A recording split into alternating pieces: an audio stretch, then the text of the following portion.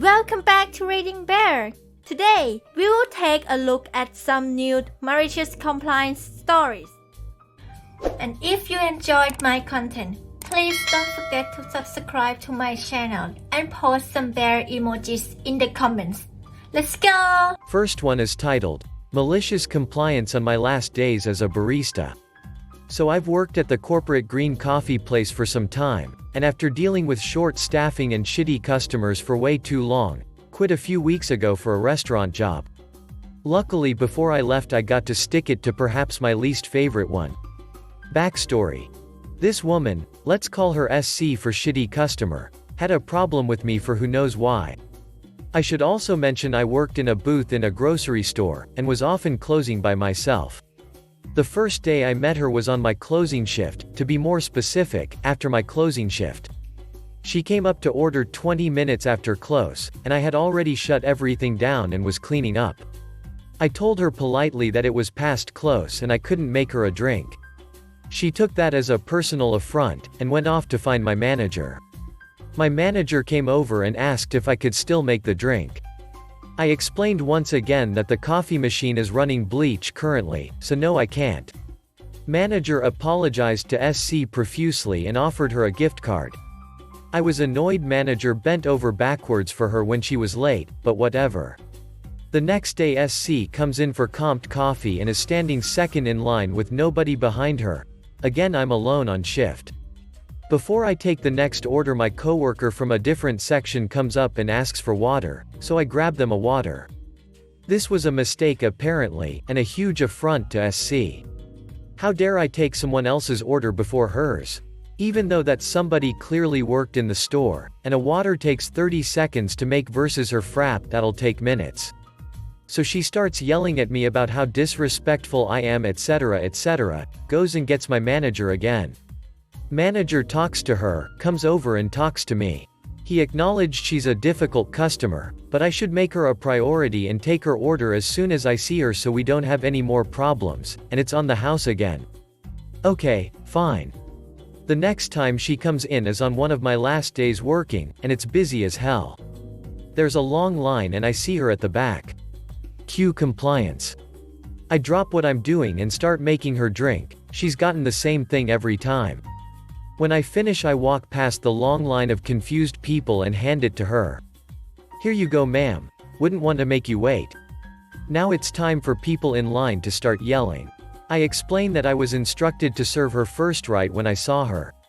Nobody was happy, and she looked embarrassed. She left. More people went to find my manager. My manager was a little weasel and just deflected and gave out some more gift cards. I got back to making drinks. After my shift he came to talk to me, said I shouldn't have done that with such a long line. I said I did what I was told by him, and I'm pert near gone anyway. He concedes and tells me to just forget about her and handle the line. Oh, and I didn't see her around for my last 3 shifts. And that's how upset an entire line of anxious coffee seekers. Next one is titled, Yes, I want a coffee without any coffee. Been saving this story for a while now. Just thought I'd share something light and funny to start the weekend off. Years ago I worked for the big Canadian coffee and donut shop, mostly working the evening shift. If you aren't familiar with Canadian brand coffee shop, the cream and sugar are dispensed by a machine that is calibrated to an amount determined by corporate. If you are used to ordering at the fancy green place, or the running donut place, the number of sugar and creams you order may need to change depending on how much you actually want. One night, we had these 3 bikers drive in, and you could tell they had been on the road for a while. Their ringleader was your stereotypical biker. Tall, wide shoulders, big beard, covered in leather. His friends were shorter but otherwise still had the whole tough but tired look going on. My coworker was in the back working soup and sandwich, but it's only 3 people and it's been a slow night. No worries. Just need to get these tired boys some caffeine and wish them a good night. Ringleader.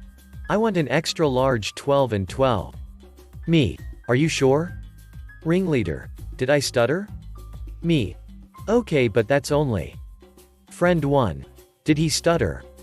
No, he did not, so off I went to make him exactly what he asked for. Grabbed a cup and put it under the sugar dispenser while I pressed the ×3 button 4 times, 12 XL shots of sugar. Then I went over to the cream dispenser and did the same thing.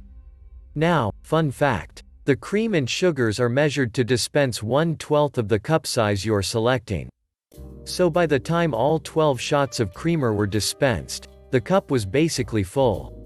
I stirred the creamy sugar mixture around before I poured an itty-bitty splash of coffee in his cup, just enough to bring it up to the safety line on the cup.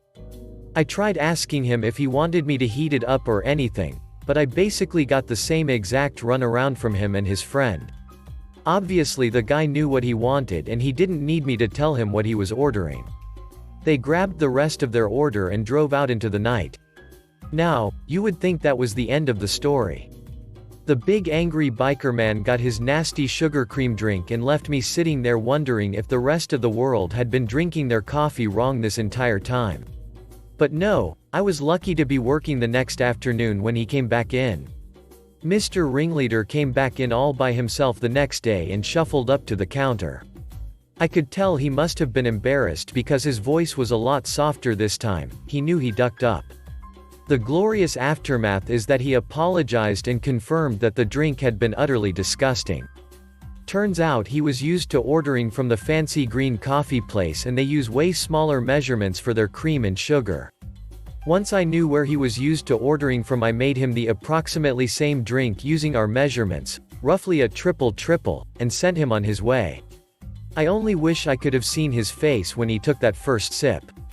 Next one is titled, "If It Ain't Broke, Don't Fix It." So for some background, I worked at a hospital for 2 years during college, and in those 2 years I had 3 different managers. The first manager was a cool guy and I had an incident where I was sent home early from work almost every day for about a month. This was normal. If you were discharged from a patient and there wasn't another to go to, you were sent home on standby. Somehow, all of those times I was told to go home on standby. The person who told me to go home coded it wrong into the system and it showed that I called out all of those days, which gives you points. 14 points means termination. Because of this, I somehow racked up 7 points, enough for a verbal warning, and got a call from my manager during class. I answered, he told me what was going on, and I ended up proving I was there all those days and was sent home by the supervisor. I thought it was a done deal. We got a new manager after that and she was cool, but only stayed for about 3 months. Enter the crazy manager. Annual evaluations were coming up and we all had a sign-up sheet to pick a time for our evaluations. The day I had mine, I was working a split shift because I had class that began 15 minutes after getting off at 12:30 p.m. Usually I'd get off at 6:30 p.m. I had my evaluation scheduled for 9 a.m. While at work, I got pre-approval and would remain on the clock. I was working in the that day and the patient I was with had been up all night and finally went to sleep when I got there. This patient was just waiting for transportation so they could leave, so they slept almost the whole time I was there. I figured that since I had an exam and the class one was going to later that day that I would study for my exam. I have always been told that I could do school work if there was nothing else to do. 9 a.m. rolls around and I didn't get called up for an evaluation. Oh well. I asked a nurse to cover me for a bathroom break and when I came back, he said that some lady was looking for me. He pointed at her and I didn't recognize her. She came over to me, introduced herself as the new manager that was training and told me to come up during my lunch break for my evaluation. A lot of things wrong with this. A. I now can't eat until after my classes are done at 5 p.m. that night because of time. B. It is a state requirement if you work 6+ hours. You have to get a 30-minute lunch break, and C. They missed the original time I signed up for and all the spaces were filled so I wouldn't have an evaluation if I didn't comply. Okay then, sure. I'll clock out for my lunch break and not get paid for my evaluation during that time when everyone else is getting paid. I went up and she was with our current manager who was training her, but crazy manager ran the meeting. She looked shocked that nurses and coworkers had nothing but good things to say about me. Current manager left because she assumed the meeting was almost over since I had glowing reviews. Wrong. As soon as she stepped out, crazy manager started. Whisper screaming? She was angry that I was studying while with a patient and how irresponsible it was even though the patient was totally chill, compliant, and mostly sleeping. That's also when I found out that those points I got with the old manager that I thought had been fixed, were still there. She started ranting about how I don't take my job seriously, and how I am lucky I am not getting fired. Excuse me lady, you aren't my manager yet?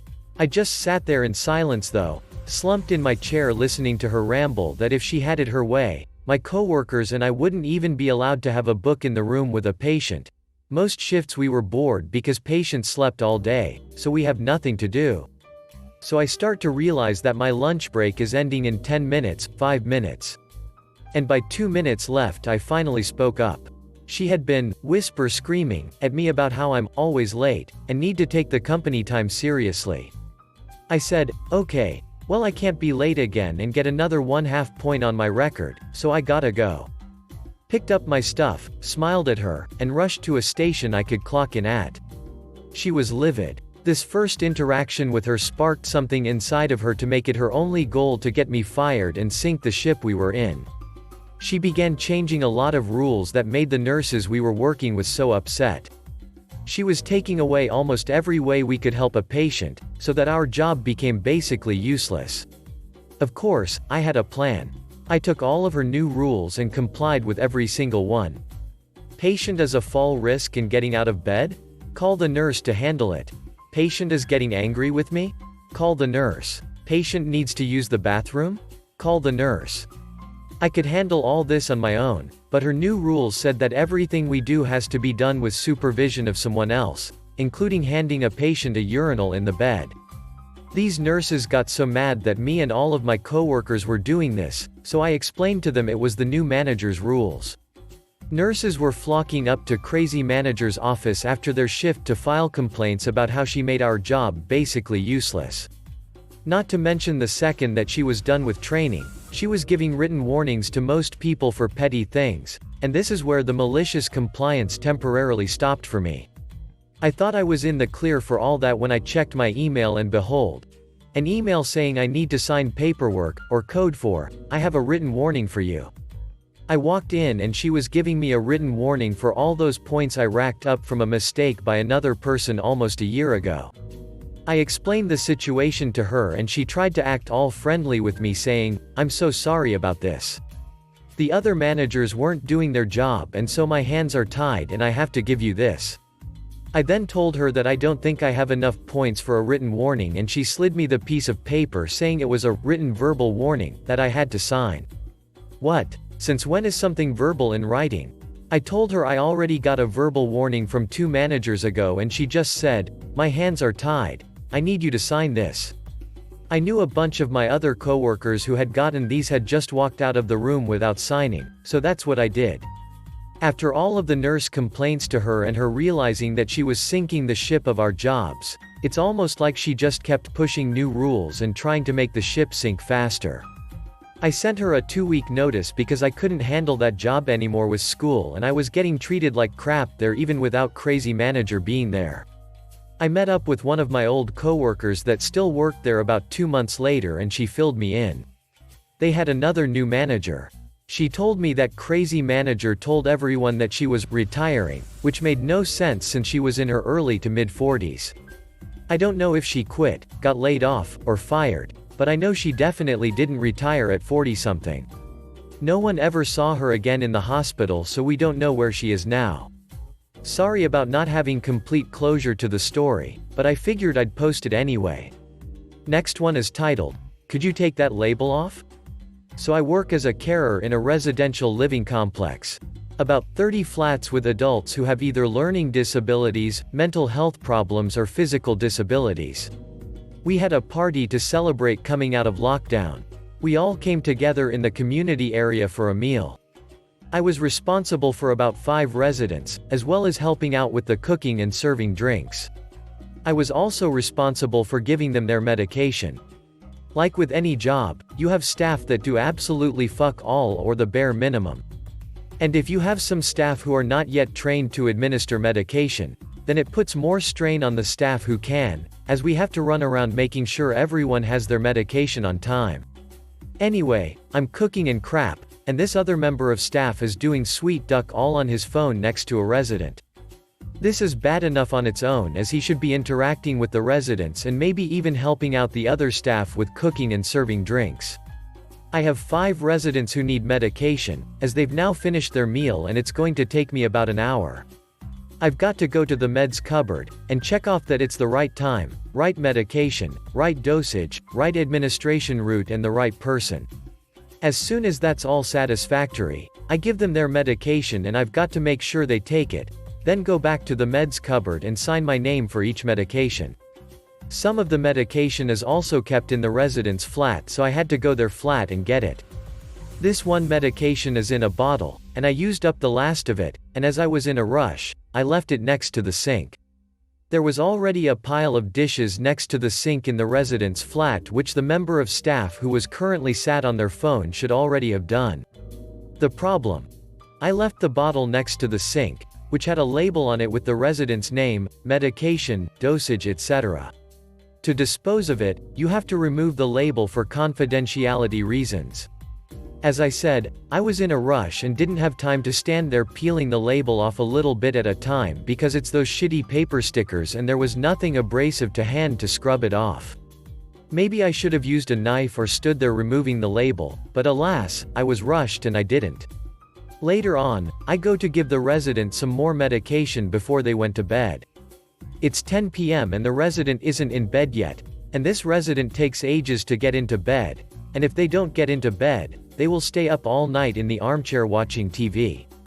Seriously, 7 a.m. the next morning they would still be sat bolt upright watching TV, and because this became a regular occurrence, the resident developed pressure sores and ulcers on their buttock, which, if you Google a few pictures, can be devastating. So it's really important they are prompted to bed. I made a few comments saying how the resident needs to get into bed, and the member of staff with the resident basically said if the resident doesn't want to get into bed, then he's not going to. After I finished the medication, I was about to leave when he says to me, "Could you take that label off before you go?" Me. What? Staff. That bottle over there. Me. Seriously? You just couldn't take off that one sticker? You've been here all evening. This resident is one-to-one as they have eating and drinking difficulties and need supervision and can't be left on their own for long periods of time, and also need help with all their housework, and he honestly did have time to spend taking off a label. Staff. I know what people are like here, always leaving things for other people to do and I'm just not doing it. Me. But it's just one sticker? I've been doing all the meds today and haven't had time. Staff. Well, you should have made time. One sticker label isn't that big of a deal. This member of staff had done all the washing up, put away all the dishes, emptied the bins, cleaned all the work surfaces, and the floor was still wet after he had mopped it. So, I stood there on the mopped floor, peeling that sticker off into really small pieces. Some I put onto the kitchen counter and some may have accidentally fallen into the floor. Eventually I had removed the whole label and had a pile to show for it. Then a different member of staff came in to ask me some questions about medication, so I left the flat to talk to him about it, leaving the pile on the kitchen counter and on the floor, with the empty bottle, not washed up either.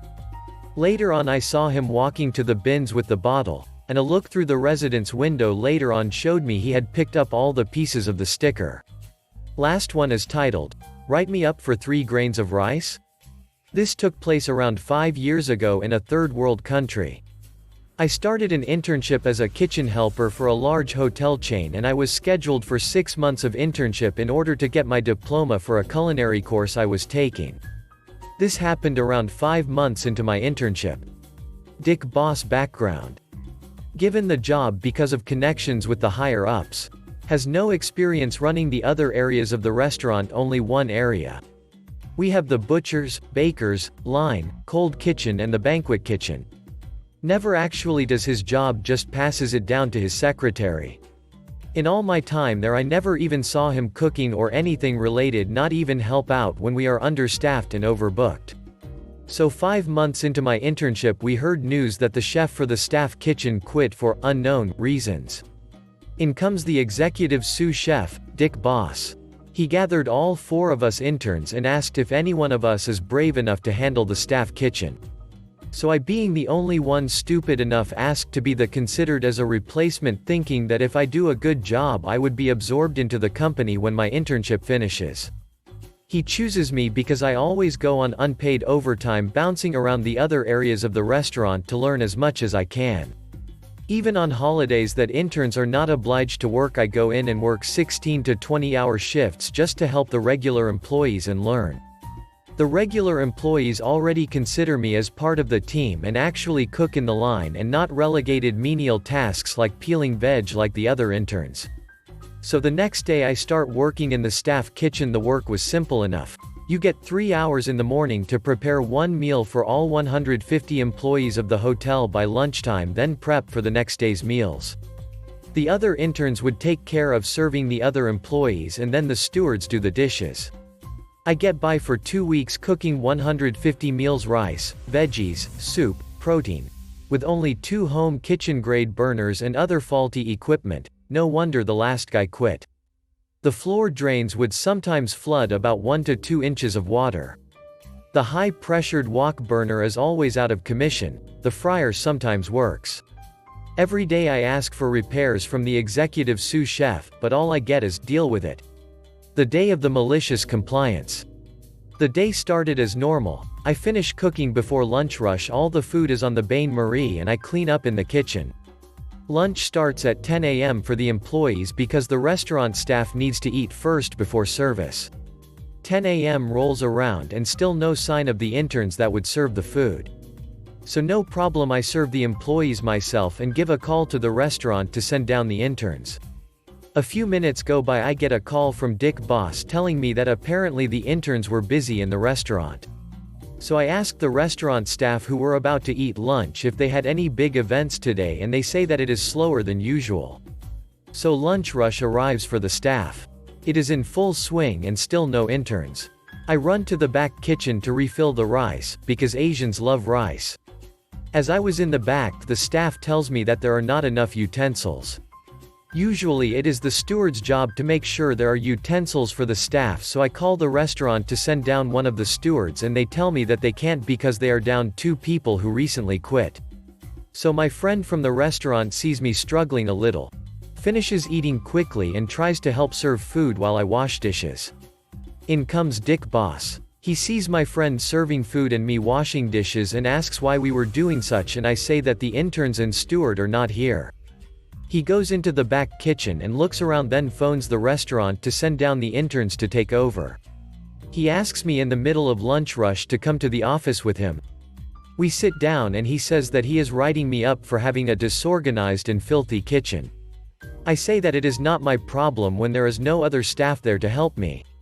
He says along the lines of, "If you want to be part of this company you have to pull your weight and be a team player under my leadership.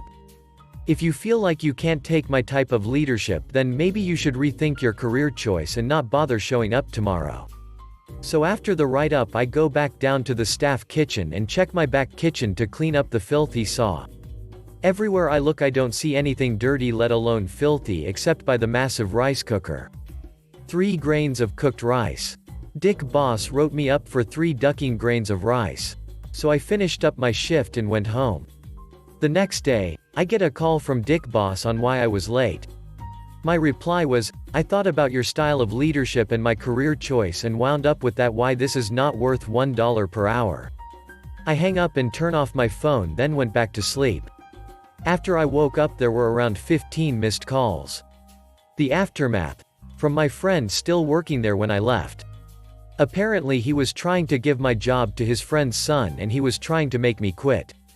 The already understaffed restaurant staff had to take over my work until his friend's son came in a week later, then promptly quit after 2 days. For 2 months the restaurant staff had to take turns and work the staff kitchen. Apparently the staff cook before me was also sick of his crap and quit, the same as the stewards who quit after. After I quit 2 more stewards quit as well and some restaurant chefs. The restaurant was getting flooded with complaints of slow service, but Dick Boss never got punished because of his connections. At one point the restaurant was running on 1/3 employees needed to run it. Thanks for listening.